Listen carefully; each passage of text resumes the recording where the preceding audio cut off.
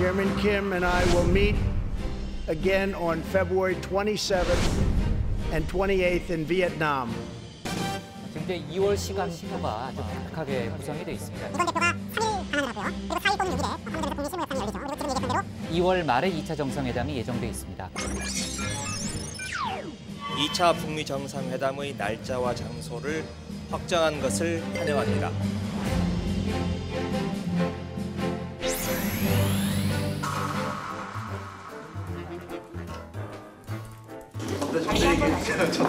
네?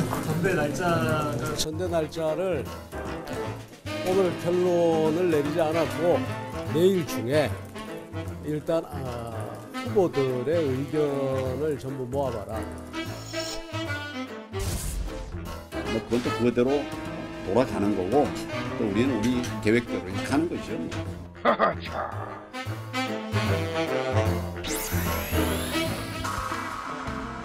이 무능한 과속, 불통, 부패 정권을 심판하고 위기의 대한민국을 구하고자 오세훈! 오세훈! 강대표! 꼭 그렇게 첫 질문을 그걸 하셔야 되겠어요? 이제 이름 세 글자를 표를 얻기 위한 수단으로 의지하지 말아야 합니다.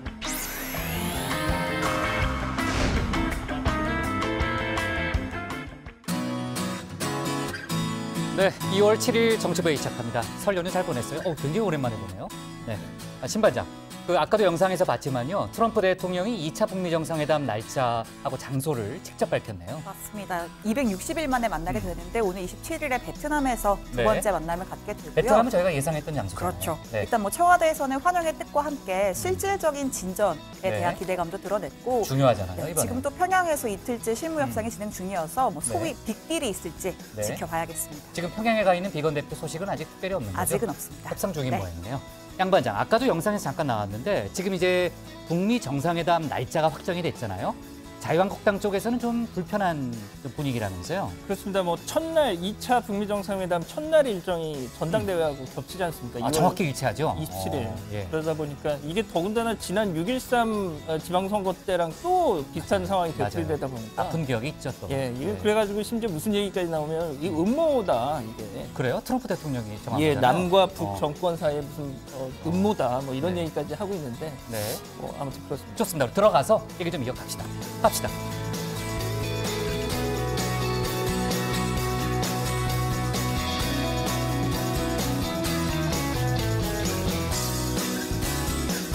네, 반장들 자리에 앉았으면 정치부회를 시작하죠. 조금 전에 얘기했지만 추 반장은 정말 오랜만에 보네요. 얼굴 잊어버릴 뻔했어요. 자, 조금 전에 이제 반장들과 북미 정상회담 얘기를 했는데 저희 예상대로 조금 전에 이제 신 반장이랑 얘기했지만요. 2월 말 베트남 이게 제 시기와 장소였고요. 그런데 세기의 담판이 불과 20일 앞으로 다가왔는데 구체적인 장소는 여전히 베일에 가려져 있습니다.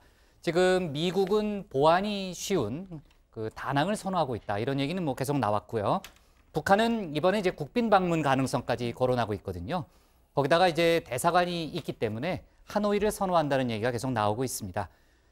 현재 평양에 가 있는 비건 미국 대북정책 특별대표가 돌아오면 아마도 이제 구체적인 장소에 대한 그런 얘기를 좀 들을 수 있을 걸로 보이는데 언제 돌아올지가 불확실합니다. 일단은 내일이 유력하지 않을까 그런 예상도 나오지만 아직 정확한 일정은 좀 나오지 않고 있고요. 그야말로 돌아올 날짜를 정하지 않은 채 북측과 끝장 담판을 벌이고 있다. 이렇게 보면 좋겠습니다. 자, 자세한 얘기는 신반장 발제 때 조금 더 이어갈게요. 여야 대치 상황이 이제 오늘도 계속되고 있고요. 국회, 2월 국회가 제대로 운영되기 어렵다. 이런 전망이 계속 나오고 있습니다. 지금 설 연휴를 끝낸 여야가 내놓은 민심도 정반대였어요. 그만큼 이제 여야 간의 시각차가 크다는 그런 뜻이기도 할 텐데 오늘 오전에 여야 3당 원내대표가 얼굴을 맞댔지만 합의점을 찾지 못했고요. 오후 4시부터 2차 회동을 가졌는데 역시 뚜렷한 결실을 내지 못했습니다. 2월 국회에 대해서 어두운 전망이 우세한 그런 분위기라고 할 수 있겠고요. 자, 사회 관련 뉴스 하나만 짚고 가면요. 앞으로 버스 기사들은 운행 전에 호흡 측정기로 음주 여부를 측정을 해야 되고요. 사업자가 그 결과를 기록으로 갖고 있어야 됩니다. 회사 택시 기사도 마찬가지고요. 다만 이제 개인 택시 기사는 제외가 됩니다. 정부가 오늘 그 국무회의에서 이런 내용의 여객 자동차법 시행령 개정안을 의결했습니다. 자, 오늘 정치부회의는요, 먼저 신반장 발제를 들어보면서 조금 전 얘기했던 대로 2차 북미 정상회담 등 외교안보 이슈부터 짚어보고요. 여야 대치가 격화되고 있는 국회 상황을 이어서 짚어보겠습니다. 오세훈 전 서울시장의 당권 도전 등 이제 자유한국당 내부 상황, 또 조재범 전 국가대표 코치에 대한 수사 속보 또 같이 짚어보겠습니다. 그럼 먼저 신혜원 반장의 발제부터 시작하겠습니다.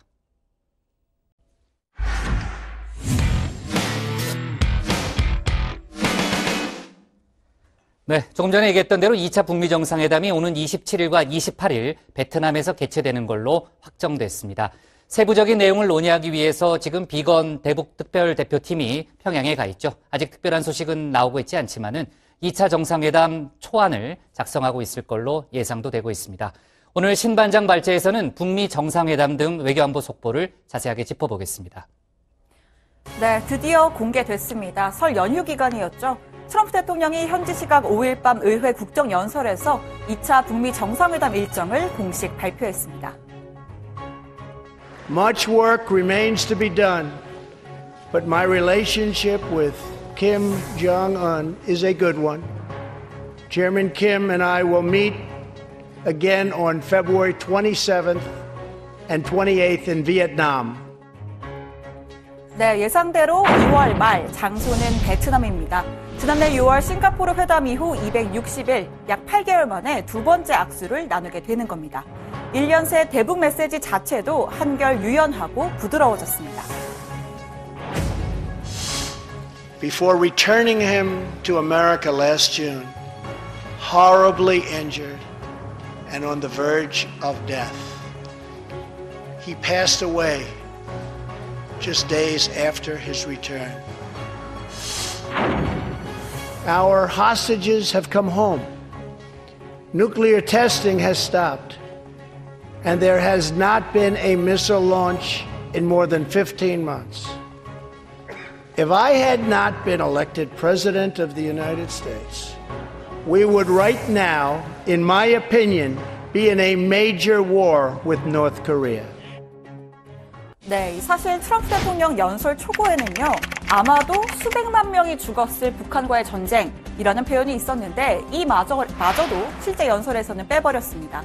자극적인 표현이 북한을 자극하지 않도록 건너뛰었다는 해석, 북미 관계가 그만큼 진전을 이룬 것이란 해석이 나옵니다. 자, 베트남이란 장소 자체도 하나의 메시지죠. 김정은 위원장이 관심을 가질 만한 경제 개발 모델입니다. 베트남의 1인당 국민 총생산은 본격적인 개발 정책을 도입한 이후 1987년 이후 95달러에서 2000년 488달러까지 올랐습니다. 베트남은 미국과 총칼을 겨눴던 사이지만 이제는 친구가 되었습니다. 북한과 미국이 새로운 역사를 써나가기에 베트남은 더없이 좋은 배경이 되어줄 것으로 기대합니다. 자, 때문에 막판까지 여러 후보지가 거론된 1차 회담 때와는 달리 이번에는 일찌감치 베트남이 낙점됐습니다. 자, 남은 건 다낭이냐 하노이냐인데 미국은 다낭을 더 선호하고 있습니다.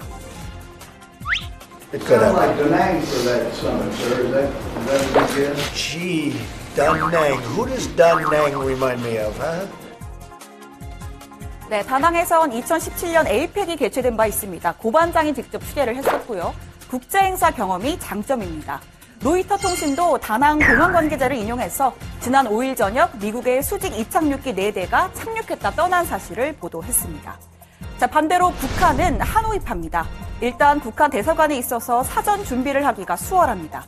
또 거리상으론 싱가포르보다 가까워서 김정은 위원장의 전용기 참매 1호를 타고 갈 수도 있습니다. 아마 최종 결정 역시 곧 나올 겁니다. 지금 스티브 비건 대북 특별대표가 직접 평양으로 가서 이틀째 실무 협상을 진행 중이죠. 카운터파트인 김혁철 전 대사와 함께 이 장소 문제, 또 정상회담 합의문 초안 작성까지 모두 협의 중인 것으로 전해졌습니다. 무엇보다 이 북한의 비핵화 조치와 미국의 상응 조치에 대해서 구체적인 논의를 벌이는 걸로 보이는데요. 비핵화의 최대 쟁점은 영변 핵시설 폐기의 구체적인 시기와 방법입니다. 비건 대표는 지난주 한 강연에서 김정은 위원장의 약속을 언급하면서 우회적으로 요구 수준을 드러냈습니다. Chairman Kim also committed in both the joint statement from the aforementioned Pyongyang summit, as well as during the Secretary of State's October meetings in Pyongyang, to the dismantlement and destruction of North Korea's plutonium and uranium enrichment facilities. Before the process of denuclearization can be final, we must also have a complete understanding of the full extent of the North Korean weapons of mass destruction missile programs. 자, 비건 대표는 귀환위를 못 박지 않고 평양에 들어갔습니다. 김정은 위원장의 즉각적인 지시가 가능한 평양에서 확실한 결과를 만들어내겠다는 의미로 풀이됩니다. 미국 팀의 규모는 1차 실무협상 때보다 큰 20명가량이고요. 밀당이 이어지면 오늘을 넘겨서 사흘까지 협상이 길어질 수도 있습니다.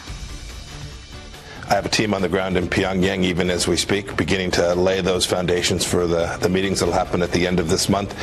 We are very hopeful that Chairman Kim will fulfill his commitment, the one that he made back in June in Singapore to denuclearize his country. It's in the best interest of the North Korean people, certainly in the best interest to keep Americans safe as well. 네, 잠깐 트럼프 대통령의 국정연설 이야기로 돌아가 보겠습니다. 역대 최장의 셧다운 사태로 연기가 되는 등 진통을 겪었었는데 대신 화제성만큼은 어느 때보다 컸습니다. 일단 시청률이 급상승, 작년보다 7.5%가 올라서 대략 4,900만 명이 본 걸로 추정이 되고요. 다만 트럼프 대통령에게 쏠린 관심을 빼앗아간 11살 소년이 있었으니 바로 이 소년의 이름은 이겁니다. My name is Joshua Albert Trump. They say, are you related to Donald Trump? And I say, what I do here if I'm related to him. 네, 트럼프 대통령과 성이 같아서 친구들에게 놀림을 받았다는 사연이 전해지면서 국정연설장에 초대가 된 건데요. 자, 이 친구 대통령 연설 중에 그만 곤히 잠들고 말았습니다. 심지어 멜라니아 여사 옆에서 그냥 조는 게 아니라 이렇게 고개를 확 젖히고 꿀잠을 자버린 겁니다. 자, 이 영상이 소셜미디어에 퍼지면서 나온 반응들이 재밌는데요. 대통령에 저항하는 진짜 영웅이 나타났다. 유일하게 올바른 트럼프다 등등입니다. 올해 국정연설을 달군 가장 화제가 된 인물이었습니다. 네, 오늘 청와대 발제는 이렇게 정리하겠습니다. 2차 북미 정상회담 27, 28일 베트남서 개최, 비건 평양서 이틀째 실무 협상입니다. 네, 저도 이제 옛날에 국정연설 열심히 취재했던 기억이 나는데 11살 소년이 듣기에는 좀 길고 또 지루했을 수 있습니다. 자, 하여간 아까 조슈아 트럼프라고 그랬죠? 네. 이름 가지고 놀리면 안 돼요. 성이죠, 물론. 뭐 반장들은 그렇게 생각할지 모르겠지만 저는 뭐 놀림 받은 적은 없어요. 뭐 요즘 들어가지고 이제 반장들이 뭐 복자 들어가는 단어 많이 써가면서 저를 좀 놀리고 있는데 하여간 이름 가지고 놀리는 건 안 됩니다. 나쁜 짓이고요. 자, 설 연휴가 이제 북미 회담 일정이 확정이 됐습니다. 정확히 20일 뒤고요. 27일, 28일 양일간 베트남에서 만나게 됩니다. 아까도 얘기했지만 이제 구체적인 장소는 나오지 않았고요. 그 고반장, 백악관이 왜 웃어요? 트럼프 대통령 관련 일정을 오늘 또 추가로 공개한 게 있다면서요? 그렇습니다. 우선 미국 국무부가요, 이 국정연설이 끝난 뒤에 트럼프 대통령은 현지 시간 25일에 미국 워싱턴을 출발해서 26일 베트남에 도착한다고 밝혔습니다. 백악관 공보국도 기자단에게 개략적인 일정을 공개했는데요. 마찬가지로 베트남에 회담 하루 전인 26일에 도착한다고 이야기를 했습니다. 다만 이 출국 일정은 변경될 가능성이 있는데요. 북미 회담에 이어서 미중 정상회담이 연쇄적으로 열릴 경우에 체류 일자가 늘어날 가능성도 있습니다. 베트남에 더 머물다가 중국 하이난 등지로 이동을 해서 이 시진핑 주석과 회담을 진행할 수 있다는 그런 관측도 나오고 있고요. 만약 이 무역 담판뿐만 아니라 한반도 종전 선언에 대한 어떤 그런 합의까지 이루어질 수 있게 된다면 아예 이 베트남에서 남북 미중 4개국 정상이 한자리에 모일 가능성도 완전히 배제할 수는 없는 상황입니다. 네, 지금 이제 고반장 얘기대로라면 트럼프 대통령은 회담 하루 전에 26일 도착하는 거고요. 그 미국 외신 보도를 보면은 김정은 위원장은 그 하루 전인 25일에 올 수도 있다, 이런 보도가 계속 나오고 있어요. 아까도 얘기했지만 이번에 김정은 위원장이 국빈 방문을 할 수 있다는 얘기가 많이 나오잖아요. 그러면 이제 하노이에 일단 와서 뭐 거기서 이제 정상회담을 할 수도 있고 아니면은 다낭으로 다시 이동을 하는 이제 아마 그런 그런 여정을 좀 밟을 걸로 일단 보이고요. 하여간 고반장이 베트남 전문가라서 저는 마음이 든든하고, 지금 청와대가 가능성이 높지 않다고 얘기는 했지만요. 그 마지막에 이제 고반장이 얘기했던 남북미 중 합의, 전격 합의가 나올 수도 있는 거 아니에요? 그렇습니다. 일단 뭐 청와대 김의겸 대변인 북미회담 일정이 나온 뒤에 브리핑을 갖고 북미 사이의 협상이 어떻게 진행되느냐에 따라 달렸지만 문 대통령이 베트남에 갈 가능성은 높지 않은 것으로 보인다라고 설명을 했습니다. 한창 실무 협상이 진행 중인 만큼 이 북미 대화를 지켜봐야 한다는 신중한 입장을 보인 걸로 풀이가 되고요. 만약 중국 시진핑 주석의 베트남 행까지 확정이 된다면 문 대통령의 베트남행 가능성 정말로 배제할 수는 없게 됩니다.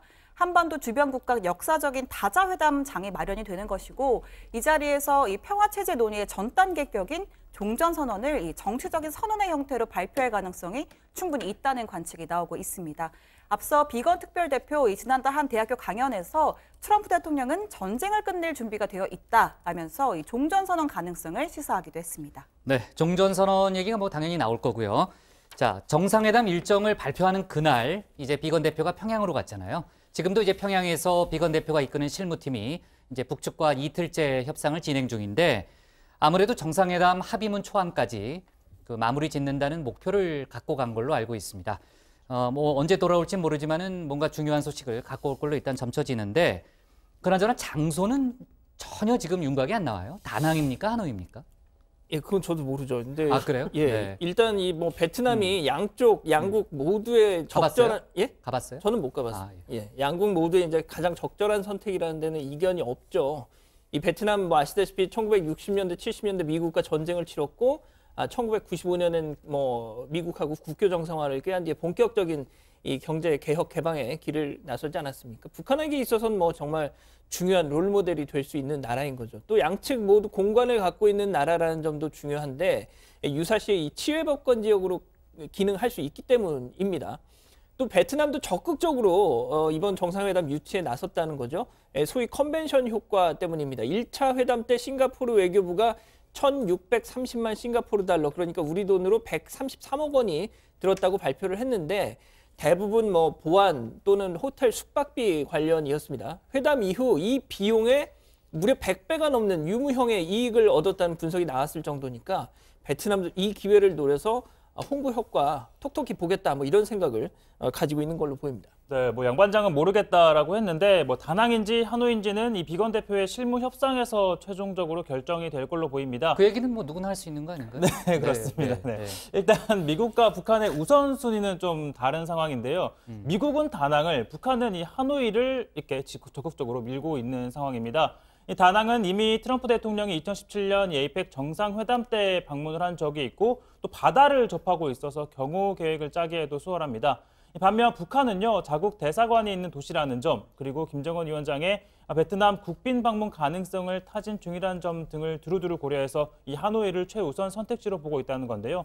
오늘 워싱턴 포스트가 김정은 위원장이 베트남 국빈 방문을 타진 중이고 확정이 된다면 하노이에서 북베트남 정상회담을 해야 하는 상황이다라는 보도를 내놨는데 이 김정은 위원장은 1차 회담 때도 싱가포르에 이틀 전에 도착을 해서 이 리센룬 총리와의 회담 등 공개 행보를 가진 바 있습니다. 네, 물론 이제 제3의 도시가 될 가능성도 뭐 없다고는 볼 수 없겠지만은 기본적으로는 이제 다낭 아니면 하노이 이제 두 도시 중에 하나가 될 가능성이 높다고 보고요. 외신들은 전반적으로는 다낭 쪽을 많이 점치고 있는 분위기예요. 하지만 조금 전에 이제 최 반장이 얘기했던 대로 국빈 방문이 뭐 진행되게 된다면 또 변수는 되겠죠. 하지만 뭐 그 다낭하고 하노이 간의 거리가 그렇게 멀진 않기 때문에 충분히 또 이동할 수는 있습니다. 자, 외교안보 소식을 하나만 더 짚어볼게요. 한미 방위비 분담금 협상 관련한 또 중요한 속보들이 그 연휴 사이에 나왔거든요. 지금 이제 미국과의 협상이 마무리가 됐고 뭐 사인만 남았다. 뭐 그런 얘기가 나오네요. 네, 그렇습니다. 지금 이 분담금 액수와 또 이 협상 유효 기한 이 두 가지가 쟁점이었는데요. 우선 액수는 국방비 인상률 8.2%를 반영해서 1조 500억 원 미만으로 또 이 유효 기한은 1년으로 하는 방안으로 좁혀진 것으로 전해졌습니다. 미국 측이 강하게 주장했던 유효 기간 1년을 수용하고 우리 측은 10억 달러, 그러니까 약 1조 1,200억 원 미만으로 분담금을 낮춘 것이 핵심이라고 할 수 있는데요.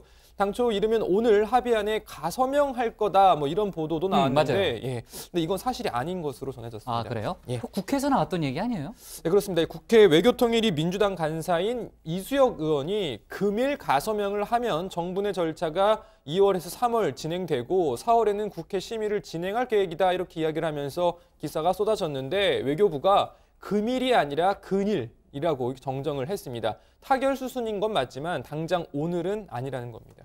네, 아무튼 10억 달러를 지킨 건 급한 불을 껐다 이렇게 볼 수는 있겠지만은 1년마다 협상을 해야 되는 건 우리한테 큰 부담이라고 볼 수는 있습니다. 트럼프 대통령이 또 국정연설에서 나토 관련 얘기를 또 많이 했잖아요. 앞으로도 압박은 계속될 걸로 보여지고 오늘 문재인 대통령 일정을 잠깐 짚어보면요. 청와대에서 1세대 벤처 기업인들과 간담회를 가졌다면서요? 네, 그렇습니다. 문재인 대통령 오늘 청와대에서 마크로젠, NC소프트, 쿠팡, 우아한형제 등등 1세대 벤처 기업인들이 참여한 초청 간담회를 열었는데요. 문재인 대통령 혁신 창업이 활발해져야 새 중견기업, 또 기업 가치가 10억 달러 이상인 유니콘 기업, 대기업으로까지 성장할 수 있다면서 이 정부가 많은 정책적 노력을 기울이고 있고 성과도 나타나고 있다고 생각한다고 이야기를 했습니다. 또 지난해 벤처기업 투자액도 3조 4천억 원, 이 전년보다 44% 늘어서 역사상 최고치를 기록했다라고도 덧붙였습니다. 자, 문재인 대통령 이번 한 달간에도 경제 행보 집중할 예정이라고 합니다. 내일은 전국 기초단체장 대상으로 이 국정설명회를 갖고요. 다음 주 부산에서 열리는 스마트시티 이 전략보고에 지역경제 투어, 자영업자 및 소상공인과의 대화, 이렇게 경제 행사 줄줄이 예정되어 있다는 거죠. 자, 청와대에 따르면 이 자영업계와 소상공인만을 위한 청와대 초청 행사는 문재인 정부가 역대 처음이다 이렇게 설명을 하고 있습니다. 올해 세 번째 이 지역경제 투어 장소인 부산에서는 구도심 살리기 또 도시재생 사업 프로젝트를 논의할 예정이라고 밝혔습니다. 네, 문재인 대통령이 경제 행보를 계속하고 있지만 역시 이제 한반도의 중요한 지금 또 북미 정상회담이 진행 중이기 때문에 그 문제에도 상당히 집중하고 있을 걸로 보여지고요. 그나저나 이제 비건 미국 대북정책 특별대표가 평양에서 언제 돌아올지가 초미의 관심사인데 속보를 잘 챙겨보는 걸로 하겠습니다. 자, 오늘 기사 발제는요. 이렇게 제목을 정리할게요. 비건 김혁철 평양서 이틀째 실무 협상으로 잡겠습니다. 다음은 최종혁 반장의 발제를 들어보겠습니다.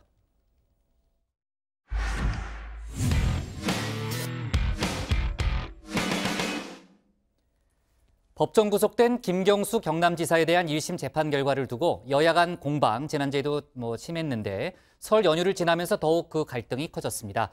민주당은 사법부에 분노한다고 했고 한국당은 헌법 불복이라며 설 민심에 대해 제각각의 해석을 내놨습니다. 또 여야는 현재 개점 휴업 중인 국회 정상화를 위해서 오늘 두 차례 회동을 가졌지만 입장차를 확인하는 데 그쳤습니다. 오늘 최 반장 발제에서는 설 연휴 이후 첫날인 오늘 국회 상황을 자세하게 살펴보겠습니다. 당숙이 너 언제 취직할 거니? 라고 물으면 곧 하겠죠 라고 얼버무리지 말고 당숙이란 무엇인가? 라고 대답해라. 추석 때라서 일부러 물어보는 거다 라고 하거든 추석이란 무엇인가? 라고 대답을 하라. 아니 얘가 미쳤나? 라고 말하면 제정신이란 무엇인가? 라고 대답하라. 자, 잘 아시는 글이죠. 지난해 추석 때 그야말로 화제의 글이었습니다. 이번 설도 마찬가지였을 텐데요. 설이란 무엇인가? 이 정치인에게 질문을 던져봅니다. 자, 설이란 무엇인가? 표를 먹고 사는 이들에게 명절은 성수기입니다. 지역을 찾아 인사를 하고 또 민심을 듣습니다. 그리고 지도부는 이를 정리해서 메시지를 내놓게 되죠. 각 당이 전한 설 민심입니다. 국회가 이제 그만 싸우고 민생을 챙기고 경제를 살리는데 매진해야 한다는 것이 국민의 질책이자 준엄한 요구입니다. 못 살겠다, 언제까지냐라는 것이 설 민심인 것 같습니다. 대통령 임기가 언제까지냐고 묻는 분들이 많이 있었습니다. 자, 분명 국민들은 같은 설을 보냈는데 민주당과 한국당의 밥상머리 민심은 달랐습니다. 특히 연휴 직전 김경수 경남지사의 1심 선고가 내려지고 또 법정 구속이 되면서 관심이 컸는데 각 당이 전달한 이에 대한 민심도 한번 들어보시죠. 재판 판결에 대한 비판이 굉장히 높았고 이게 과연 제대로 된 재판인가라고 하는 데 대한 의문이 있었습니다. 국민들이 이 사법부를 좀 압박해야 되겠다 이런 이 의견과 아울러서 민주당이 과연 설 연휴 기간 동안 국민의 목소리를 제대로 들은 것인지 스스로가 듣고 싶은 이야기를 하는 소위 뇌피셜을 한 것은 아닌지 의구심이 듭니다. 자, 민주당과 바른미래당이 들은 민심도 또 달랐나 봅니다. 자, 이렇게 설 민심을 두고 정치인들이 아전인수, 동상이몽으로 서로 다른 말을 하거든 저는 또 이런 질문을 해보겠습니다. 설 민심이란 무엇인가? 자, 아무튼 이 김경수 경남지사의 판결을 놓고는 공방이 커지고 있습니다. 민주당에서는 연일 판결에 대한 비판이 쏟아지고 있는데요. 자, 의원들의 비판과 성토에 이어 타겟특위 위원장인 박영선 의원도 가세했습니다. 자, 보시면요. 자, 친구가 훔친 자전거를 함께 탔다고 해서 과연 공범일까? 법정 구속은 원칙의 선을 넘은 것이라고 주장했습니다. 자, 그리고 이에 대해 한국당은 민주당의 이 같은 반발을 재판 불복이자 헌법 불복이라고 비난했습니다. 자, 그러면서도 상대 지지층 결집 등 역풍을 우려해서 수위를 조절하는 모양새인데요. 바로 대선 불복 프레임입니다. 자, 민주당이 이 같은 주장을 제기하자 하지도 않은 말을 여당이 만들어내고 있다고 비판했습니다. 김경수 재판을 가지고 왜 청와대 앞에 가서 그렇게 대선 불복하는 망동을 한단 말입니까? 엄중하게 경고합니다. 탄핵당한 사람들의 세력들이 감히 촛불혁명으로 당선된 대통령을 대선 불복으로 대한단 말입니까? 왜 자꾸 대선 불복 이야기를 자기들 스스로 하고 또 그걸 가지고 마치 야당이 대선 불복을 지금 강력히 주장하고 있는 것처럼 그렇게 호도를 하고 이러면 안 되죠. 지난 대선에 대해서 불복해야 한다고 생각하는 사람이 있습니까? 또 그렇게 말하는 사람이 있습니까? 자, 뿐만 아닙니다. 나경원 원내대표도요. 언제 대선 불복이라고 했냐? 또 윤영석 수석 대변인도 대선 불복으로 연기하지 않는다라고 했습니다. 자, 그러니까 비대위원장, 원내대표, 대변인 등 지도부가 손발을 착착 맞춰가면서 대선 불복이란 말은 꺼내지도 않았다라는 점을 강조한 겁니다. 자, 그러나 어딜 가나 엇박자가 나오기 마련이죠. 대선 결과를 인정하지 말자는 사람이 있느냐라는 김병준 위원장의 질문에 이런 답이 나왔습니다. 당에서 좀 그걸 제대로 이거를 잡아야죠. 이거는 그거를 더 거슬러 올라가서 대선 자체가 무효가 될 수 있다. 저는 이런 얘기입니다. 그것도 뭐 정치 투쟁을 해서가 아니라 법적으로 당선 무효가 가능하다. 네, 이거를 설명드린 겁니다. 자, 그러니까 불복, 대선 결과를 인정하지 않는다는 게 아니라 대선 자체가 무효라는 주장을 하고 있는 겁니다. 사실 당 지도부에서도 대선 불복은 아니라고 했지만 이 대선 과정에서 댓글이 조작된 것이라며 진상규명이 이뤄져야 한다는 입장인데요. 결국에는 문재인 대통령을 겨냥하고 있습니다. 92회에 걸쳐서 문재인 대통령이 언급되어 있습니다. 문재인 대통령께서 드루킹 댓글 조작 활동을 사전에 보고받았는지 아니면 인지하고는 있었는지에 관해서 국민들에게 답해야 된다고 생각이 듭니다. 자, 아무튼 여야가 보신 것처럼 제각각 설 민심을 전했지만 국회 정상화에 대한 목소리는 같습니다. 국회로 돌아온 여야 원내대표가 오늘 오전 그리고 오후 두 차례나 만났지만 이 합의안을 내놓지는 못했습니다. 여야 입장차가 워낙 크기 때문인데요. 자, 자유한국당은 김태우 특검 도입, 손혜원 목포 부동산 투기 의혹 국정조사, 그리고 조혜주 선관위원 자진 사퇴 등을 요구하고 있습니다.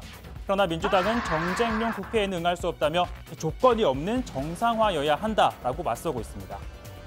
국회 정상화를 위해서 바른미래당이 중재안도 냈고 지금 협상을 계속 진행하고 있습니다만은 아직 합의된 것이 없습니다. 자, 이쯤에서 저는 다시 묻겠습니다. 설이란 무엇인가? 자, 설이 되면 무언가 새로워야 하고 또 즐거운 일만 가득해야 할 것 같은 이 기대가 높아지기 마련인데요. 그래서 TV에서는 설 특집 영화, 특집 예능을 선보입니다. 자, 그러나 우리 정치권은 이 특집은커녕 여전히 국민들의 기대 수위를 채우지 못하고 있습니다. 자, 오늘 발제 이렇게 정리하겠습니다. 여야 설 민심 아전인수 김경수 판결 공방 가열입니다. 네, 최 반장 오랜만에 봐서 반갑긴 한데요. 휴가에다가 설 연휴까지 지내고 와서 그런지 몰라도요. 오늘 발제를 보니까 설이란 무엇인가 이런 얘기를 계속 반복적으로 하는데 휴가 너무 길게 보내준 후유증 아니에요, 양 반장? 그런 것 같습니다. 그런 것 같죠? 국장, 발제란 무엇인가? 이거 뭐라고 답을 해야 될지 모르겠네. 참, 지금 그 양 반장 표정이 아주 좋았어요. 정말. 제가 하고 싶은 얘기를 양 반장이 표정에 잘 담아가지고 잘 표현을 했습니다. 네, 고마워요. 자, 하여간 최 반장 휴가 간 사이에 심심하다는 의견도 일부 있었어요. 극히 일부 있었고. 아무튼 조용해서 좋다. 이런 의견이 참 많았던 걸로 기억을 합니다. 자, 빨리 정신 차리도록 하고요. 그나저나 이제 국회 정상화를 위해서 여야 원내대표가 설 연휴 이후 오전, 오후 이렇게 이제 얼굴을 맞댔는데 결국은 합의점을 찾지 못했네요, 신 반장. 국회 정상화란 무엇인가라는 생각을 해보고 민주당 홍영표, 한국당 나경원, 바른미래당 김관영 원내대표가 오늘 오전 11시부터 약 1시간 정도 회동을 가졌지만 합의에 도달하지 못했습니다. 그리고 오후 4시에 다시 만났는데 마찬가지로 아무런 합의도 내놓지 못했습니다. 민주당은 한국당이 요구하고 있는 특검이나 국정조사는 받아들일 수 없다면서 유치원 3법, 최저임금 결정구조 개편, 또 미세먼지 대책, 택시, 카풀 대책 법안 등을 2월 임시국회에서 처리해야 한다는 입장이고요. 반면 자유한국당은 김태우 특검 도입, 또 손혜원 의원 부동산 투기 의혹 국정조사, 그리고 조혜주 선관위원회 사퇴를 요구하고 있습니다. 바른미래당이 조혜주 의원 해임 촉구 결의안 채택 등을 중재안으로 제시했지만 민주당이 거부한 것으로 알려졌습니다. 네, 김태우, 신재민 사태로 형성된 여야의 대치 전선이 손혜원 의원 논란, 또 김경수 지사 선고 등으로 이어지면서 입장차는 더욱 커지는 모양새입니다. 당장 여야가 이 합의 처리하기로 했던 이 선거제 개편은 제대로 된 논의가 이어지지 못하고 있죠. 정개특위는 이 한국당이 국회 일정을 보이콧하면서 일정도 잡지 못하고 있고 한국당은 자체 안도 내놓지 않았습니다. 의원 정수 확대를 두고도 이견이 좁혀지지 않고 있어서 2월 내 처리가 불투명한 상황입니다. 다만 오는 11일부터 국회의장과 여야 5당 대표가 함께 방미에 나서는데 이 자리에서 물밑 협상이 진행될 수 있을지 주목됩니다. 네, 설 연휴 직전에 법정 구속이 됐잖아요. 김경수 지사가요. 그 재판 결과가 나오자 여야가 다른 해석을 그때도 내놨는데 설을 지낸 다음에도 역시 이제 여야가 내놓은 설 민심 분석이 전혀 달랐어요. 극과 극이었고요. 지금 민주당 같은 경우에는 사법부의 판결, 그 부당성을 계속 부각하는데 집중하는 그런 모양새죠. 그렇습니다. 김경수 지사 유죄 판결 나온 직후에 민주당은 당내 이 사법농단 세력 대책위원회를 구성을 했습니다. 적폐 세력의 보복 판결이다 이렇게 규정을 하면서 당분간 이 대책위를 중심으로 김경수 지사 구하기에 몰두하겠다는 입장인데 이 대책위는 판결문 분석 결과를 공유하면서 이 대응책 마련에 나설 방침이라고 하네요. 자, 박광온 최고위원은요, 이 김경수 지사를 법정 구속한 사안에 대해서는 부정적인 의견이 많았다라면서 설 민심을 전했습니다. 그러면서 민주당은 한국당이 김경수 지사 선고를 갖고 사실상 지난 대선 자체를 부정하려 하고 있다 이렇게 주장했는데 들어보시죠. 우회적으로 대선 불복 얘기를 하고 있는 것이 아닌가라고 생각이 드는데 이 얘기는 이 정말 이 헌법 파괴와 국정농단을 보면서 촛불을 들고 광화문 광장에 모여서 그 겨우 내내 외쳤던 이 대한민국 주권자들에 대한 모욕이라고 생각합니다. 자, 앞서 민주당 이해찬 대표도 이 한국당이 김 지사가 구속된 이후에 이 문재인 대통령에게까지 공세를 취하자 대선 불복은 결코 용납할 수 없다라고 했었는데요. 이 한국당은 지난 대선 결과를 인정하지 말자고 주장하는 사람은 아무도 없다. 이 대선 불복 프레임은 오히려 여당이 만들어낸 정치적인 책략에 불과하다라고 했습니다. 그러면서 스스로 잘못한 것을 잘못했다고 인정하면 끝날 문제다라고 주장했습니다. 대선이 끝난 지 벌써 2년이 다 되어 가는데 왜 무슨 대선 불복 발언인가? 집권당 대표의 대선 불복 발언은 있지도 않고 가능하지도 않는 유령을 만들어서 자신들이 가공할 여론조작, 자신들이 저지른 가공할 만한 여론조작 범죄를 숨기고 오히려 책임을 야당에게 덮어씌우려는 정치 책략입니다. 네, 그러면서도 한국당은 당내 관련 특위를 구성하고 부실수사 의혹, 대선 당시 문재인 캠프 개입 의혹 등에 대한 진상규명이 이루어져야 한다고 요구했습니다. 사실상 문재인 대통령의 개입 여부를 밝혀야 한다는 거고요.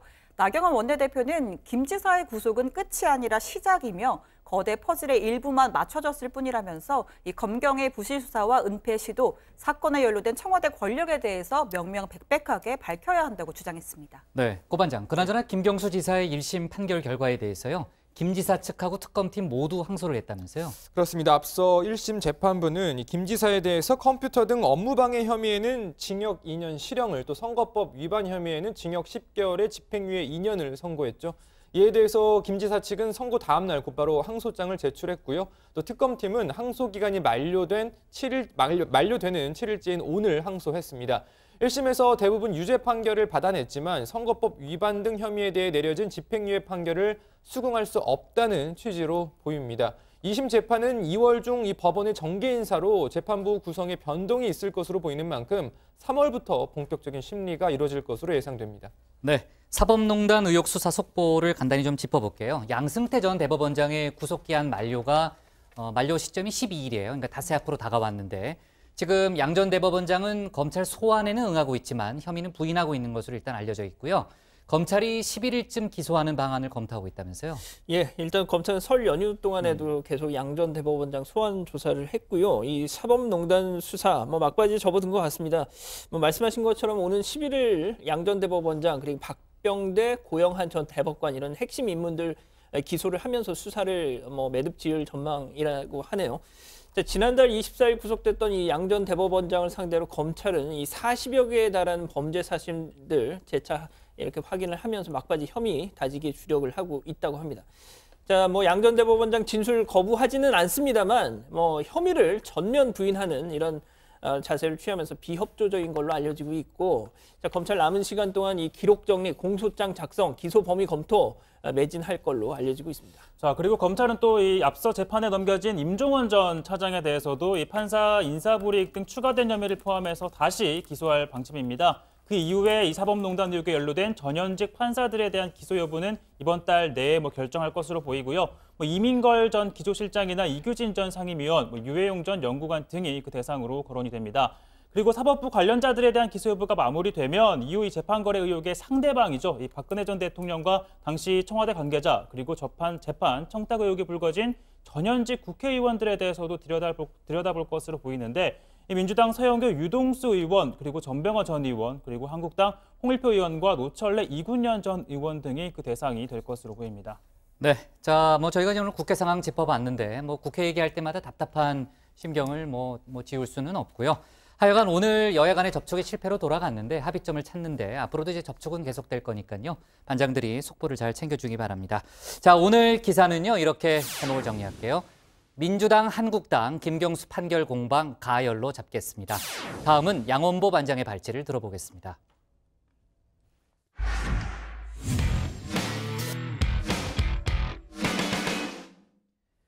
자유한국당의 새 지도부를 선출할 227 전당대회가 암초를 만났습니다. 앞서 청와대 발제에서도 보셨듯이 27일, 28일 이틀간 베트남에서 제2차 북미 정상회담이 열리기 때문이죠. 당장 날짜가 겹치는 건 둘째치더라도 그 이전부터 세간의 이목 자체가 북미 정상회담에 쏠리는 걸 감안한다면은 한국당으로서는 여간 당혹스러운 상황이 아닐 수 없는 겁니다. 일부 당권 주자들은 전대 연기론까지 꺼내들었는데 과연 당에서는 어떤 결론을 내릴까요?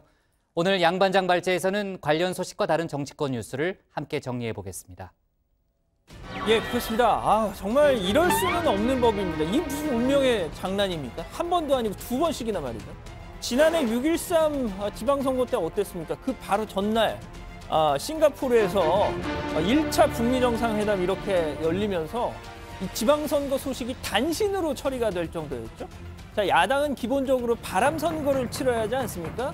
그런데 이 북미 회담에 쏠린 관심 때문에 애초 그게 불가능했던 거죠. 자, 일부 한국당 지지자들 그때 우파 대통령 트럼프한테 뒤통수 맞았다면서 막 분노하기도 했었습니다. 자, 그런데 이런 일이 지금 또 벌어질 조짐이 보이는 거죠. 자, 2월 27일 전당대회 지금까지는 정말 분위기 좋았단 말이죠. 나름 볼거리가 막 풍성해지면서 당 지지율도 쑥쑥 올라가는 그런 상황이었는데 다시 한번 트럼프 대통령이 27일 2차 북미 정상회담 일정 공개하면서 찬물을 확 끼얹은 겁니다. 자, 두 번씩이나 이러니까 지금 음모론까지 나옵니다. 가령 김진태 의원 같은 경우는요.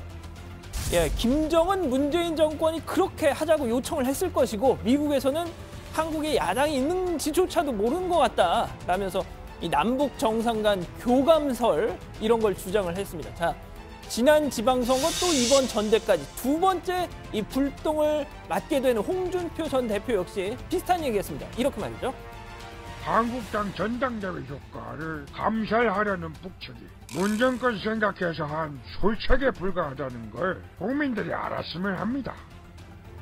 자, 상황이 이러다 보니까 당권 주자 지금 8명 중에 7명이 전당대회 연기하자 이렇게 지금 주장을 하고 나섰습니다. 딱 한 명, 황교안 전 총리만 빼놓고 말이죠.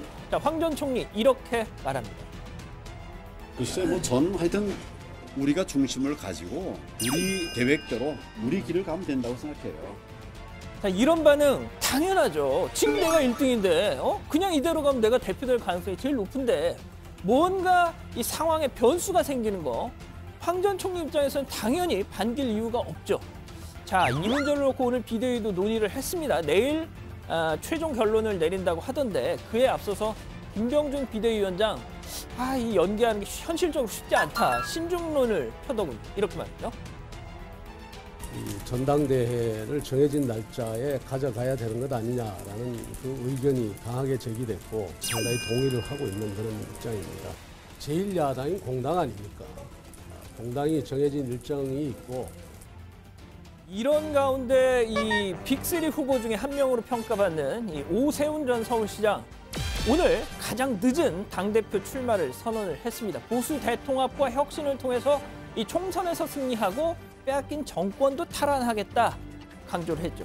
자, 그런데 오늘 제일 눈길을 끄는 발언을 따로 있었으니 바로 박근혜 전 대통령 관련 언급이었는데 한마디로 이제 그만 박 전 대통령을 놔주자였습니다. 이렇게 말이죠. 이제 우리는 정치인 박근혜를 넘어서야 합니다. 이제 박근혜 전 대통령을 극복해야 합니다. 국민적 심판이었던 탄핵, 더는 부정하지 맙시다. 야, 이거 지금 당장 한 표가 아쉬운 입장에서는 박 전 대통령에 대한 이런 언급 이거 쉽지 않았을 텐데 도대체 어떤 맥락에서 꺼낸 발언이었을까요? 더 들어보시죠. 박근혜냐 아니냐 이 논쟁으로 다음 총선을 치르기를 민주당은 내심 원하고 있을지도 모릅니다. 그런 프레임으로 걸어 들어가는 순간 총선은 참패입니다. 그러니까 박근혜 정부의 마지막 총리, 황교안 전 총리를 겨냥하고 있는 발언인 것 같은데 또 선거 공학적으로도 어차피 친박표가 자신에게 올 가능성은 그렇게 높지 않으니 선택과 집중을 하겠다는 뜻으로도 읽힙니다. 자, 아무튼 뭐 자세한 얘기는 들어가서 더 전해드리죠. 예, 마지막 소식입니다. 이거 뭐 정치 얘기는 아닌데 진짜 뭐 이 비지상파 역대 최고 시청률 23.8% 기록하면서 지난주 대단원의 막을 내린 이 JTBC 스카이캐슬 지금까지도 뭐 막 계속해서 기사 나오고 여운이 쉽게 가라앉지 않는 것 같더라고요. 자, 그런데 극중에서 입시 코디네이터 역할을 맡았던 이 김주영 선생님, 쌩님이라고 하죠. 또 이 김주영 쌩님이 정치부회의를 또 그렇게 즐겨봤다지 뭡니까 이거 진짜. 이걸 알고서 저희가 가만 놔뒀겠습니까? 당연히 출연 부탁을 했죠. 자, 그런데 이 촬영, 이건 왜 이게 나오죠? 이 촬영이 한창일 때는 연기 몰입을 해야 되니까 계속 거절을 하셨어요. 그러다가 이제 종영하고서 오케이 한 겁니다. 무엇보다 우리 국장한테 꼭 전하고 싶은 말씀이 있다고 하던데 극중 김주영 쌤님 목소리로 전해주셨습니다. 이렇게 말이죠. 국장님, 양반장을 전적으로 믿으셔야 합니다. 국장님, 양반장을 당장 집에 들이십시오. 양반장 없이 그 어떤 비극이 와도 감당하실 수 있겠냐고 물었습니다. 국장님, 이 세상에서 가장 국장님을 사랑하는 사람 양반장입니다. 네, 뭐 맞는 말인데 너무 이러면 제가 꼭 부탁한 것 같잖아요. 근데 내용이 좀 이상한데요. 양반장을 집에 들여요. 이거 뜬금없고. 근데 배우 김서영 씨가 진짜 맞아요? 양반장? 예, 뭐 맞을 리가 없겠죠, 당연히. 아닙니다. 예, 유튜브에서 요즘 스카이캐슬 성대모사로 이렇게 아주 무려 310만, 보십시오, 312만 조회수. 예, 이 스봉만 EBS 김보민 성우님이 이렇게 목소리 기부를 해주셨습니다. 요즘 배우 김서영 씨만큼이나 아주 핫한 분이시더라고요. 우리 가족 여러분께 한번 인사드리고 싶다고 하셔서 이렇게 특별히 모셨습니다. 자, 오늘 준비한 소식은 여기까지입니다. 네, EBS 성우셨군요. 그 정준호 씨 성대모사까지 하는 걸로 제가 맞죠? 예. 고반장이 드라마 덕후잖아요. 예. 그죠? 네, 좋습니다. 자, 한국당 전당대회 얘기를 해볼게요. 이번 227 전당대회 역시 이제 며칠 안 남았는데 20일 남았죠, 정확히.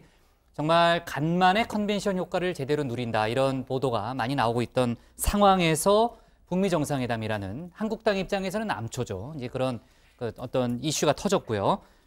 자, 지금 음모론까지 나온 상황인데 이 음모론을 볼 수 있어요, 그렇게? 네, 사실 상식적으로 생각할 때 트럼프 대통령이 문재인 대통령의 어떤 그런 사정을 봐줘가면서 일정을 잡지는 납득하기는 어렵죠. 않았겠죠. 그럴 만한 상황도 아니고요. 네, 그래서 또 제가 기억하기로는 그 로이터 통신이 백악관 고위 관계자 발언을 통해서 2월 말에 2차 회담이 열릴 것이다라는 보도를 1월 19일에 처음 했었고, 제가 청와대 발제에서 처음 언급한 게 2월 말을 처음 언급한 게 1월 22일입니다. 정확하게 기억을 하고 있고, 뭐 작년 말부터 사실 2월 개최가 어느 정도 예상이 됐던 상황이죠. 한국당 내부에서도 이 전당대회를 27일, 2월에 거의 마지막 날로 잡았던 이유 중에 하나도 최대한 이 북미 정상회담 날짜를 피하기 위함이었는데 공교롭게 또 맞아 떨어진 겁니다. 이건 뭐 교감보다는 그냥 운이 안 좋았다. 이런 게 가장 정확한 해석이 아닐까 싶습니다. 네, 오늘 김병준 비대위원장은요, 현실적으로 날짜를 옮기기가 쉽진 않다. 이런 발언을 했는데, 고 반장, 아무래도 장소 문제가 제일 큰 거 아니겠습니까? 그렇습니다. 항상 행사장 대관 문제가 최종적으로 항상 걸림돌인데 전당대회를 하려면 못해도 뭐 10,000명 정도는 입장할 수 있는 행사장이 있어야 하는데 그런 장소가 이 서울을 포함한 수도권에 많지 않다 보니까 찾기도 쉽지 않고 이미 예약도 빽빽한 상황입니다. 이번 전당대회도 경기도 고향 킨텍스에서 하게 되는데 좋은 날은 이미 예약이 다 찼다고 합니다. 그렇죠. 개학 전이니까 이제 뭐 각종 행사도 있고 또 가수들 공연 같은 것도 있을 수 있잖아요. 네, 그렇습니다. 또 이 중앙선관위 협조 문제도 있는데요. 당원 투표 이게 다 사실은 이 중앙선관위가 관장을 해서 진행이 되는데 만약 연기를 하게 된다면 3월 13일에 있는 전국 농축 수협 동시조합장 선거랑 이게 또 겹치게 돼서 선관위에서 협조를 얻기가 쉽지 않다라는 겁니다. 네, 한국당 내에서는 이제 내일 그 연기 여부를 최종 결정한다고 하니까요. 관련한 얘기는 내일 또 이어가서 해보고요. 당권 주자들 간에도 입장이 좀 갈리던데 아까 이제 양 반장 얘기를 들어보니까 황교안 전 총리만 뭐 굳이 연기할 필요 없다는 그런 입장이라면서요. 네, 먼저 앞서 홍준표, 김진태 후보는 연기에 찬성을 했고요. 오세훈 전 시장도 당의 중요한 행사가 외부 요인의 영향을 받는 건 적절치 않다면서 연기론에 힘을 실었습니다. 그리고 심재철, 안상수, 정우택, 주호영 후보 등 다른 당권 주자들도 1, 2주 정도 전대 연기를 주장하고 있습니다. 근데 아무래도 이제 쫓아가는 입장에서는 연기하는 게 좋지 않겠어요? 그렇습니다. 아무래도 이 황교안 전 총리를 추격할 시간도 벌게 되고 또 북미 정상회담 결과가 여야 정치권, 특히 이 전대 판세에 어떤 영향을 미칠지도 좀 봐야 한다는 판단일 텐데요. 일단 전당대회가 밀리면 2회로 제한된 TV 토론을 더 늘릴 수도 있어 보입니다. 네, 그렇군요. 자, 일단 내일 결과를 좀 지켜보는 걸로 하고요. 오세훈 전 서울시장이 오늘 이제 출마 선언을 했는데 박근혜를 극복하자, 탄핵을 인정하자. 이거는 한국당 내에서는 상당히 도발적인 주장 아니에요? 그렇죠. 일단은 오세훈 전 시장 주장은 이겁니다. 한국당에 더 씌워진 이 친박근혜계라는 이 굴레를 벗어나야 새로운 도약도 가능하다는 얘기입니다. 그러면서 특히 노무현 전 대통령 예를 들었는데 그 대목 잠깐 들어보시죠. 노무현 전 대통령은 그 일가가 뇌물수수 의혹을 받자 스스로 나를 버리라고 말했습니다. 그런 결기가 없었다면 패족으로 불렸던 그들이 지금 집권할 수 있겠습니까? 네, 요 며칠 갑자기 튀어나온 박 전 대통령 사면론에 대해서도 형 확정 판결도 나오기 전에 먼저 사면 얘기가 나오는 건 바람직하지 않다면서 다소 신중한 입장을 견지했습니다. 네, 자, 박 전 대통령을 극복하자는 얘기는요. 현실적으로 황교안 전 총리를 겨냥한 거 아니냐 이런 해석이 많이 나오는데 역시 그 점을 지적한 거 아니에요? 네, 그렇습니다. 황 전 총리가 원하든 원하지 않든 가슴팍에는 박근혜라는 이름 석자가 새겨져 있다. 박 전 대통령이 유죄 판결을 받고 수감된 상황에서 그 책임으로부터 자유로울 수 없다라고 했습니다. 최 반장, 황교안 전 총리에 대해서는요. 혹독한 검증이 필요하다 이런 얘기도 했다면서요? 네, 황 전 총리가 전대 직전에 입당한 걸 보면 검증을 피하기 위한 의도가 보인다라고 한 겁니다. 그러면서 구체적인 예도 들었는데요. 2015년 국무총리 후보자 인사청문회 당시 제기됐던 1억 원 수임료 문제를 꺼낸 겁니다. 기억하시겠지만 당시 황 전 총리는 법무부 장관 취임 전 17개월 동안 재직했던 법무법인 태평양으로부터 매월 약 1억 원의 수임료를 받았다는 논란을 샀었는데 그래서 정관 예우다, 취임 축하금이다, 이런 논란까지 일었던 적이 있었죠. 맞아요. 당시 논란은 컸는데 본인은 강하게 부인했던 거 아니에요? 그렇습니다. 오 전 시장은 바로 그 일을 꺼내면서 나 같은 경우에는 법률사무소의 고문 자격으로 참여하면서 초임 변호사의 수임료만 달라라고 해서 500만 원만 받고 있다 이렇게 소개를 했습니다. 그러면서 내가 황 전 총리보다 경력이 못해서 그랬겠냐라고 한 겁니다. 솔직히 오 전 시장은 정치권 입문 이전부터 아주 유명한 변호사였죠. 자, 그러면서 조금도 검증되지 않은 사람을 당의 간판으로 선택하는 건 내년 총선을 앞두고 위험을 감수하는 일이라고 생각한다라고 말했습니다. 네, 그나저나 이제 홍준표 전 대표가요, 한 인터뷰에서 탄핵 총리, 물론 이제 황교안 전 총리를 얘기하는 거죠. 탄핵 총리를 이기려면 홍준표와 오세훈이 모두 전당대회에 나서서는 안 된다. 이렇게 얘기하면서요. 사실상 후보 단일화 제안을 했다고 볼 수 있는 거잖아요. 관련한 언급이 있었습니까? 예, 오늘 뭐 일문일답 과정에서 그 질문에 대한 답도 나왔는데 오늘 한국일보 인터뷰였습니다. 홍준표 전 대표가 오세훈 전 시장도 그렇게 생각할 거라고 본다면서 무언가 두 후보 간에 물밑 교감이 있는 듯한 말을 했던 거죠. 자, 오세훈 전 시장은 무책임한 발언이다 라면서 상당히 불쾌감을 감추지 않았습니다. 자신과 홍 전 대표의 책 출판 기념회에 양측 핵심 참모들이 교차로 이렇게 축하하러 간 사실은 있지만 홍 전 대표가 이걸 침소봉대한 것이다 이렇게 비판을 한 거죠. 오 전 시장은 특히 내년 총선도 지방선거 때와 같은 일이 벌어지지 말란 보장이 없고 이 홍 전 대표의 행태 바뀐 게 없다라면서 거절 뜻을 분명히 했습니다. 네, 이제 당대표 출마자들의 선언, 출마 선언은 거의 다 마무리된 거 아니에요? 예. 그죠? 마무리됐고요. 아까도 얘기했지만 이제 내일 전당대회를 연기할지 말지를 이제 결정하면 구체적인 이제 전당대회 준비에 들어갈 걸로 보입니다. 자, 오늘 기사 제목은요, 이렇게 잡을게요. 오세훈 출마 선언, 박근혜 극복해야로 정하겠습니다. 다음은 고석승 반장의 발제를 들어보겠습니다.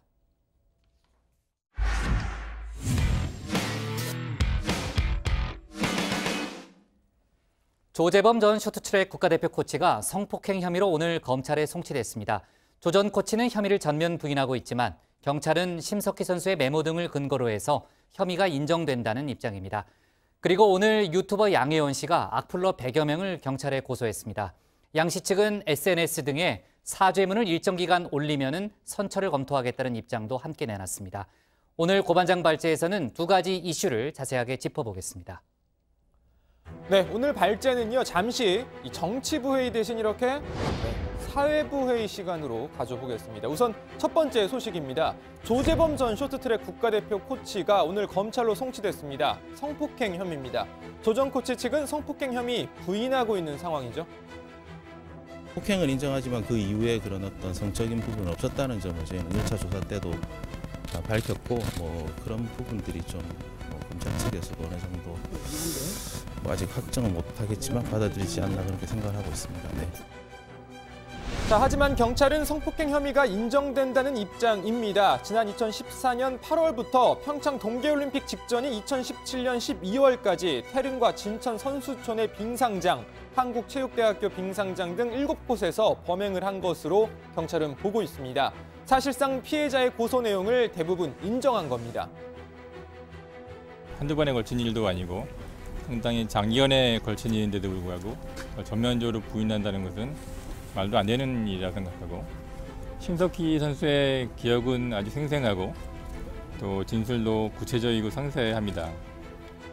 경찰의 이번 판단에는 심석희 선수가 직접 작성해온 메모가 핵심 증거로 작용했습니다. 해당 메모에는 성폭행 일시와 장소, 피해 당시 심경 등이 고스란히 적혀 있었던 것으로 전해지고 있습니다.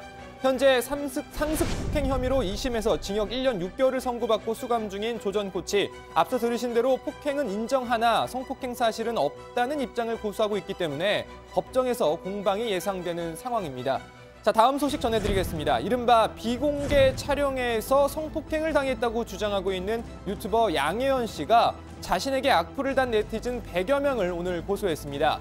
양 씨는 이미 일찌감치 악플 법정 대응을 예고한 바 있습니다. 저뿐만 아니라 제 가족들한테조차도 잘 알지도 못하면서 정말 도마 위에 올려놓고 무슨 난도질하듯이 그렇게 했던 악플러들 하나하나를 저는 다 법적 조치할 생각이고요. 단 한 명도 빼놓을 생각 없습니다. 네, 양 씨 변호인은 언론 인터뷰에서 실명으로 운영하는 SNS에 진심 어린 반성을 담은 사죄문을 일정 기간 게재한다면 전향적으로 고려해 용서할 의향도 있다고 말했습니다. 양 씨의 이 같은 고소 조치에 일부 악플은 속속 지워지고 있는 상황이라고 합니다. 그런데 또 다른 쪽에선 양 씨를 비판하는 목소리도 있습니다. 관련 사건으로 경찰 조사를 받다 극단적 선택을 한 스튜디오 실장 정모 씨 여동생이라고 밝힌 네티즌은 온라인 게시판에 올린 글을 통해 악플을 고소한다고 거짓이 진실을 가릴 수 있느냐며 양 씨를 비판하기도 했습니다. 자, 이번 논란 어떻게 진행될지 더 지켜보도록 하겠습니다. 악플 이야기가 나온 김에 이번 양혜원 씨 논란과는 별개로 최근 악플에 시달리다 강경 대응 방침을 밝힌 연예인들 굉장히 많습니다.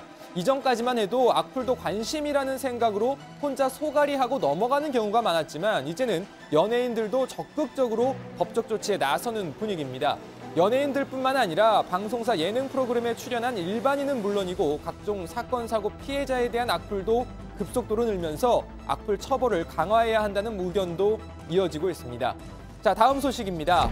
행정안전부가 무려 70년 만에 서울, 그것도 이른바 사대문 안을 떠나게 됐습니다. 오늘부터 세종시로 이전을 하게 된 겁니다. 앞으로 3주간 이전 작업을 한 뒤에 다음 달부터 본격적인 세종시대가 시작될 예정입니다.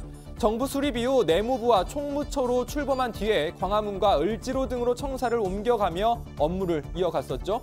자, 현재 정부 서울청사에서 업무를 보기 시작한 건 1970년부터인데요.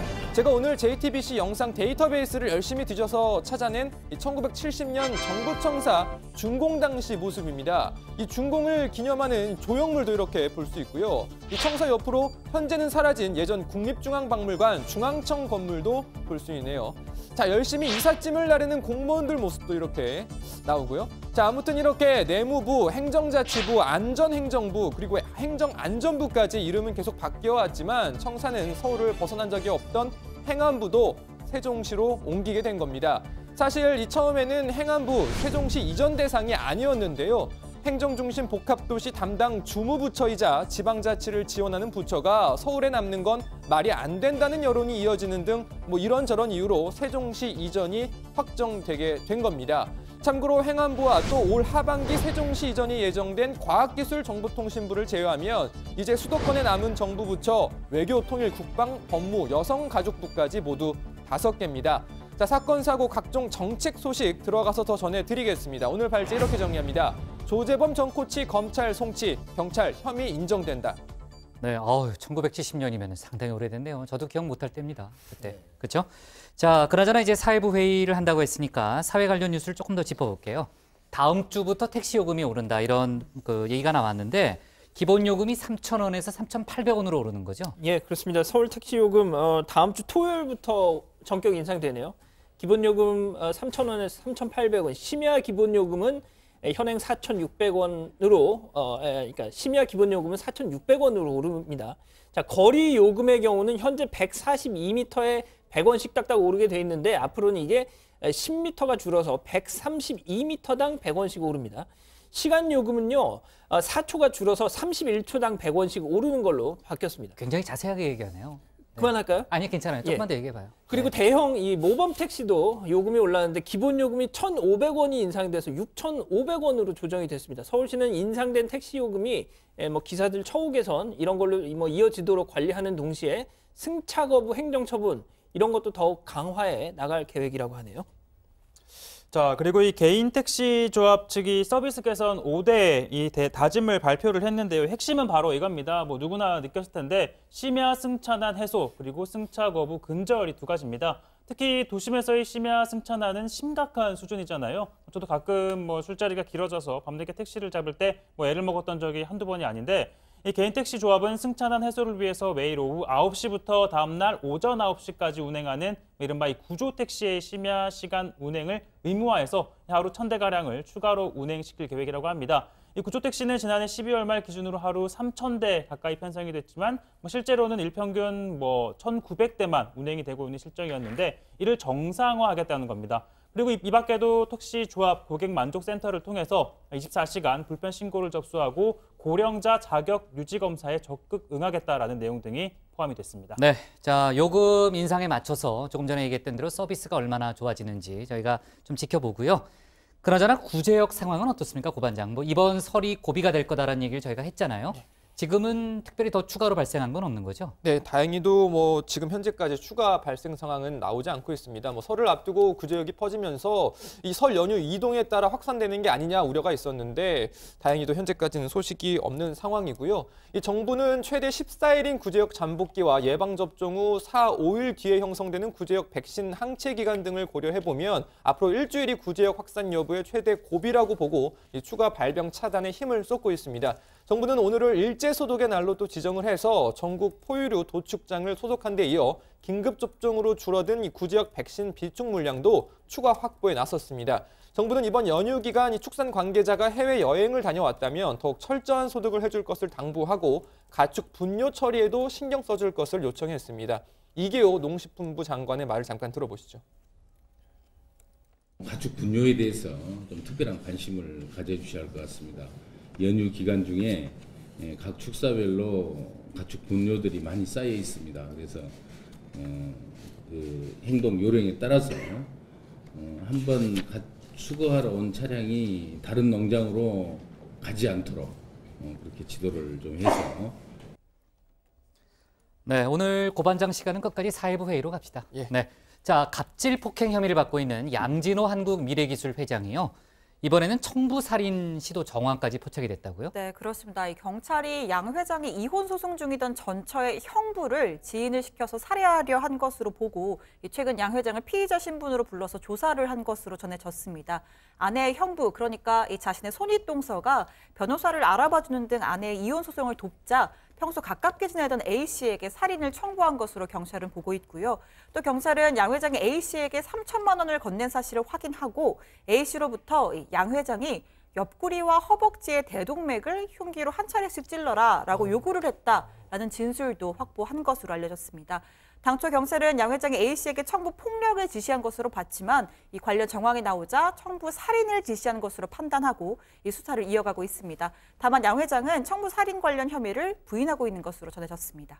네, 좋습니다. 오늘 기사는요. 오늘 속보니까요. 이걸로 잡을게요. 조재범 전 코치 성폭행 혐의로 검찰 송치로 제목을 잡겠습니다.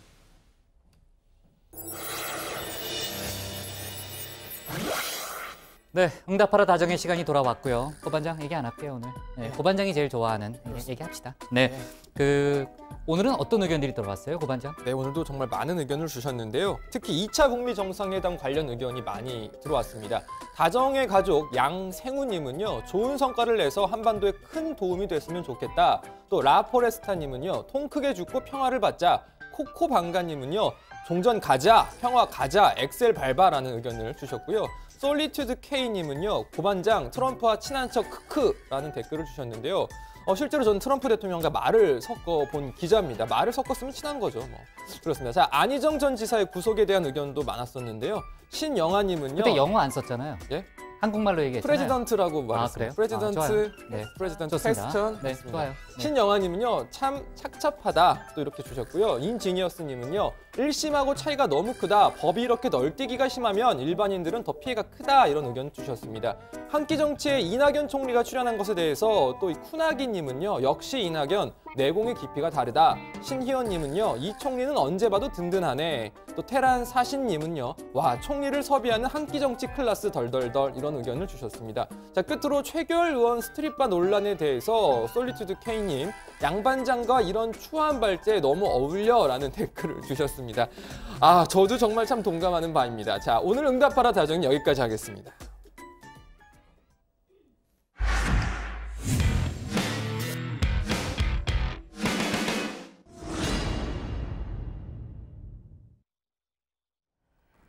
안녕하세요. 톡쏘는 정치의 강지영입니다. 설 연휴가 끝나고 대부분이 일상에 복귀한 오늘 안타까운 소식이 전해졌습니다.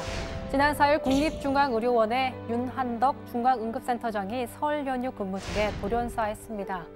윤한덕 센터장은 응급의료 전용 헬기를 도입하고 재난응급의료 상황실 운영 등 국내 응급의료체계 구축에 헌신한 인물로 유명합니다. 의자에 앉아 쓰러져 있는 윤 센터장을 그의 부인이 발견했다고 하는데요. 주말 내내 연락이 닿지 않았지만 평소에도 일이 많으면 자주 연락이 되지 않았기 때문에 기다렸다가 월요일이 돼서야 의료원을 찾았다가 발견했다고 합니다. 서울 중부경찰서는 오늘 오전 국립과학수사연구원이 실시한 윤 센터장의 부검 결과 고도의 관상동맥경화에 따른 급성 심장사라는 소견을 받았다며 이는 1차 검안 소견과 같다고 밝혔습니다. 윤 센터장은 평소에도 야근이 잦아 야근 침상을 비치해 두고 집에도 잘 못 들어왔다고 합니다. 특히 명절 땐 업무가 더 많았는데요. 전국의 응급실 532곳과 13곳의 병상을 관리하기 때문입니다. 오늘 빈소를 찾은 동료들은 소신과 책임감에 평소에도 늦게까지 일했다며 안타까워했습니다. 평소에도 자기 일에 대한 책임감이 너무 강한 분이셔서 늘 밤늦게까지 혼자 일하고 그러셨습니다. 자기 일 하다가 아마 그날도 늦게까지 집에 안 가신 거라고 생각합니다. 응급의료 헬기 도입에도 앞장섰던 그는 지난해 국정감사에 출석해 헬기 착륙장이 부족하다고 호소하기도 했습니다. 닥터 헬기는 인계점이 아니면 이착륙할 수 없는 건가요? 그건 아닙니다. 긴급 운항을 할 때는 뭐 없는 거죠. 기본적으로나 그렇죠. 지금 현행 그렇게 돼 있죠. 그렇죠? 예. 네. 그런데 지금 닥터 헬기는 인계점이라고 800개를 정해놓고 그거 이외의 장소에서 요청을 하면은 지금 이착륙하고 있지 않다는 겁니다. 그렇죠? 예, 현실이 그렇죠. 돌아가고 있습니다. 예, 예. 윤 센터장은 페이스북에 오늘은 몸이 3개, 머리가 2개였어야 했다. 내일은 몇 개가 필요할까라고 쓸 정도로 업무량이 많음을 암시하기도 했습니다. 지난해 개천절 추석이 이어지면서 연휴가 열흘이 됐을 때는 연휴가 열흘, 응급의료는 그것만으로도 재난이다라고 표현하기도 했습니다. 한편 이국종 교수는 윤 센터장의 비보에 어깨 쭉지가 떨어져 나간 것 같다고 심정을 표현했습니다. 그의 책 골든아워에서 윤한덕이란 챕터를 따로 만들 정도로 높이 평가했습니다. 내가 본 윤한덕은 수많은 장애 요소에서 평정심을 잘 유지하여 나아갔고 관계에서의 출세에는 무심한 채 응급의료 업무만을 보고 걸어왔다. 그가 보건복지부 내에서 응급의료만을 전담해 일을 시작할 당시만 해도 정부 내에서는 도움의 손길이 없었다. 그럼에도 윤한덕은 중앙응급의료센터를 묵묵히 이끌어왔다. 문재인 대통령도 애도의 뜻을 표했습니다. 설 연휴에도 고인에게는 자신과 가족보다 응급 상황에서 국민의 생명과 안전을 지키는 일이 먼저였다. 사무실 한편에 오독한이 남은 주인 잃은 남루한 간이 침대가 우리의 가슴을 더 아프게 한다라고 추모했습니다. 다시 한번 삼가 고인의 명복을 빌겠고요. 고인이 그렇게 애를 썼던 응급의료 체계 개선 작업이 결실을 맺기를 바라겠습니다. 또한 더 이상 윤한덕 센터장처럼 과로누적으로 돌연사하는 일이 없도록 응급의료진들의 근무 환경 문제도 함께 고민해야 하지 않을까 싶습니다.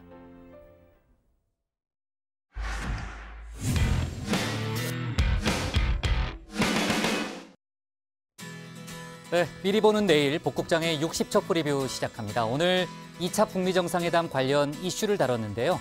이 시각까지도 베트남 어느 도시에서 열릴지는 공개되지 않고 있습니다. 속보 잘 챙겨서 내일 회의 때 소개하겠고요. 평양에서 이틀째 실무 담판을 벌이고 있는 비건 미국 대북정책 특별대표가 내일이 금요일이니까 아마도 내일쯤 돌아올 걸로 보입니다. 그게 맞다면 중요한 뉴스가 많이 나올 걸로 보이는데 역시 내일 회의 때 자세한 내용 다루겠습니다. 경사노위, 그러니까 경제사회노동위원회죠. 그 산하 노동시간 제도 개선위원회가 내일 전체 회의를 엽니다. 한국노총 측이 참석 의사를 밝혔는데 탄력 근로제 관련한 노사 간의 입장차를 좁힐 수 있을지 주목됩니다. 이번에도 민주노총은 회의에 불참하죠.